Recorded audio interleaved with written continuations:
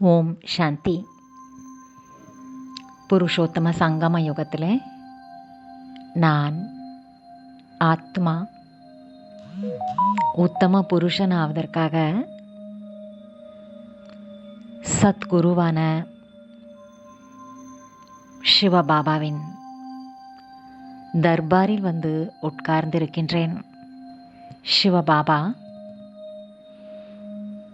பரந்தாமத்திலிருந்து சர்வ சக்திகளையும் நாலாபுறத்தில் எல்லையற்ற ஒளி கதிர்களாக பரப்பினபடியே தனது தர்பாரான பிரம்மா பாபாவின் உடலுக்குள்ளே பிரவேசமாகி விடுகின்றார். நான் ஆத்மா எப்பேற்பட்ட சௌபாகியசாலி!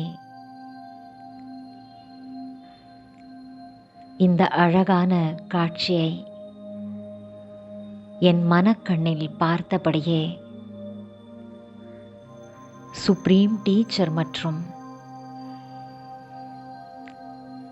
சத்கதி கொடுக்கும் வள்ளலான சர்வசக்திமான் பாப் தாதாவின் எல்லையற்ற தர்பாரிலே, சத்தியத்தின் தர்பாரிலே அமர்ந்திருக்கின்றேன். பாபா தருகின்ற அளவற்ற சக்திகள் எல்லாம் ஆத்மா எனக்குள்ளே நிரம்பிக் கொண்டே இருக்கின்றது.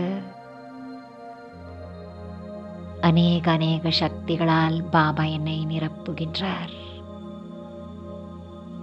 இனிமையான பாபாவிற்கு நன்றி சொல்லியபடியே அவர் அன்பு நினைவிலே மூழ்கி இருக்கின்றேன். ஓம் சாந்தி. ஓம் சாந்தி. 9/8/2024 சாக்கார முரளியின் சாரம். இனிமையான குழந்தைகளே, இந்த பிரம்மா சத்குருவின் தர்பாராக இருக்கிறார். இவருடைய புருவ மத்தியில் சத்குரு வீற்றிருக்கிறார். அவர்தான் குழந்தைகளாகி உங்களுக்கு சத்கதியை கொடுக்கிறார். கேள்வி: தந்தை தன் குழந்தைகளை எந்த அடிமைத்தனத்திலிருந்து விடுவிக்க வந்திருக்கிறார்? எத்தகைய அடிமைத்தனத்திலிருந்து விடுவிப்பதற்காக தந்தை வந்திருக்கிறார்? பதில்: இந்த சமயத்தில் குழந்தைகள் இயற்கை மற்றும் மாயைக்கு அடிமையாக இருக்கின்றனர். தந்தை இந்த அடிமைத்தனத்திலிருந்து இப்போது விடுவிக்கிறார்.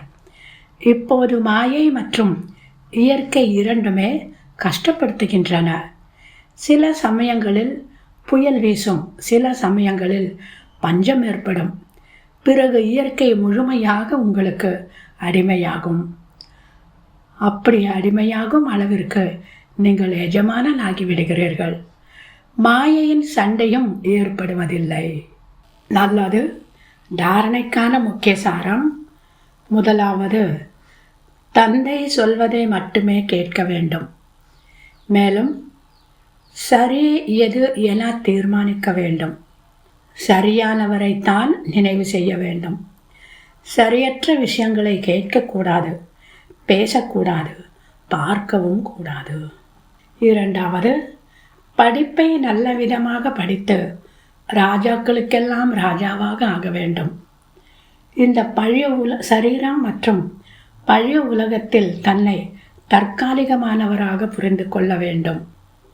வரதானம்: ஒருநிலைப்படுத்தும் சக்தியின் மூலம் அடிமை நிலையை மாற்றக்கூடிய அதிகாரி ஆத்மா ஆகுக. ஒருநிலைப்படுத்தும் சக்தியின் மூலம் அடிமை நிலையை மாற்றக்கூடிய அதிகாரி ஆத்மா ஆகுக. விளக்கம்: பிராமணன் என்றால் அதிகாரி ஆத்மா. ஒருபோதும் எதற்கும் அடிமையாக முடியாது. தனது பலவீன சுபாவ சமஸ்காரத்திற்கும் வசமாக மாட்டார். ஏனெனில் சுபாவம் என்றால் தனக்காக மற்றும் அனைவருக்காகவும் ஆன்மீக உணர்வுடன் இருப்பதாகும். அவர்கள் பலவீன சுபாவத்திற்கு அடிமையாக முடியாது.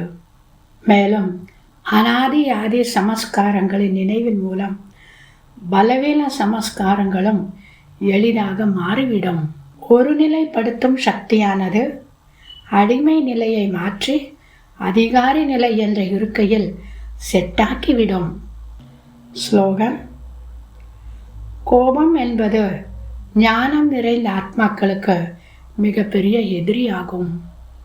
கோபம் என்பது ஞானம் நிறைந்த ஆத்மாக்களுக்கு மிகப்பெரிய எதிரியாகும். நல்லது. இனிமையிலும் இனிமையான 5000 வருடங்களாக காணாமற் போய் மீண்டும் கண்டெடுக்கப்பட்ட செல்ல குழந்தைகளுக்கு தாய் தந்தை பாப் தாதாவின் அன்பு நினைவுகள் மற்றும் காலை வணக்கம். ஆன்மீக குழந்தைகளுக்கு ஆன்மீக தந்தையின் நமஸ்காரம். ஆன்மீக தந்தைக்கு ஆன்மீக குழந்தைகளின் நமஸ்காரம். ஓம் சாந்தி.